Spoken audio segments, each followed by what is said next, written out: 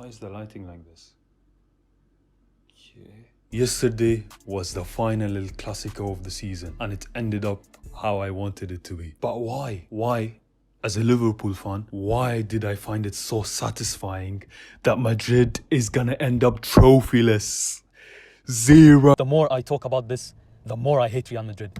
And oh my God, the generational hate watching the El Clasico, man. Real Madrid, I hope you're going to lose to Barcelona for the 4th time this season. My hate for Madrid aside, this game should have ended up like 8-5. Like all big games involving Hansi Flick. I said in my last video, any Hansi Flick game is an entertainment goldmine. And I can't believe people just started to realize that. That ridiculous high line is not risky. It is maintaining that risky high line throughout the 90. Why are you instructing players to hold a high line while you're winning 4-2? Anyways, I want to do a little review of this game.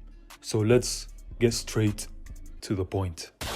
The game started with a bang because in just the 2nd minute Mbappe won a penalty. But it was controversial, not because of the tackle, because Mbappe was initially offside when he received the pass. But people forget that if a defender touches the ball before the attacker receives it, it doesn't matter where Mbappe was, he will be deemed onside. Just bounces up off him. I think that's offside anyway. I mean, we can all see it, right? Isn't Mbappe offside? This is the play of the penalty. How is he not offside? So at this point, I don't know what the VAR is doing. I don't know what the referee are doing, but that's very, very fishy because that's clearly offside. Clearly. Look at how he conveniently cuts the part where Kubarsi touched the ball. If you're gonna watch the game, at least know the basics of the game. Anyways, Mbappe scored the penalty. Barcelona then bounced back with their flurry of attacks, of course. But before I continue, I wanna rant about something real quick. The thing I hate when I watch football are wingers who don't track back fully. Why is Vinny leaving Eric there? Anyways, in one of Barcelona's attack, Yamal loses the ball in a precarious position where Mbappe capitalized on the high line again. And this time, finally, he stayed onside. That pass from Vinny was so good, by the way. The crazy thing about all of this is not that I was worried for Barcelona. I was worried about Madrid. We've seen countless of times Barcelona being 1-0, 2-0 down and then coming back with ease. So this was just a matter of time. From 15 minutes onwards, it was relentless. Yamal, Gerard Martin.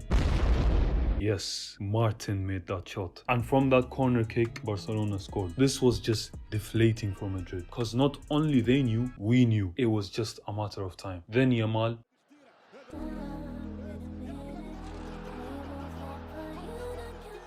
Yamal, this is just insane. Just when I experienced the high of Yamal scoring the second, I see Rafinha scoring, and that just took me to the moon. I can't imagine what you Barca fans were experiencing. But just to analyze this goal, it's evident there's lack of chemistry between some of the Madrid players. You could see Mbappe visibly upset Sabais didn't leave the ball to him, which I fully understand. Not even 10 minutes later though, Rafinha missed the sitter. And 2 minutes after that Rafinha miss, he gets his second goal anyways. But Madrid didn't even learn their lesson from conceding the 3rd goal. Vasquez holds on to the ball too much there. And that's the first half done. That's the first half. God damn.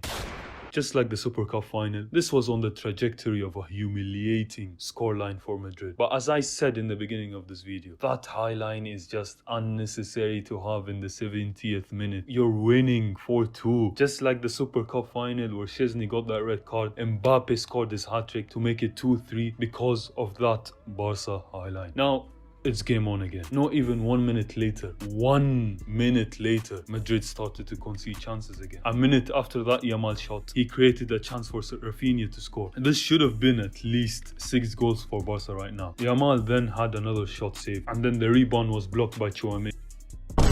Oh my days. How is this not a pen? Varane's shot at least was going on target. Let's see if he keeps up the consistency. At the end of the game, we would see more sitters miss. Imagine this being your debut for Madrid. And it's an El Clasico. And this is your first impression of this player. Yeah, Victor Munoz had to disable his Instagram comments because of this. Another sitter was missed a minute later by Mbappe. The corner that came from that save was scored by Mbappe. But it was offside. Yo, I would hate playing against Barcelona. And then to conclude this review, Fermin scored the 5th goal for Barcelona, but it was disallowed. Why do you ask me? Remember when I told you guys, let's see if the ref would be consistent with his decisions? Nope, he wasn't consistent. Oh yeah, I lied. This wasn't the last thing. Rafinha missed another sitter. But this concludes my review of the hate watch I had yesterday. Thank you guys for watching.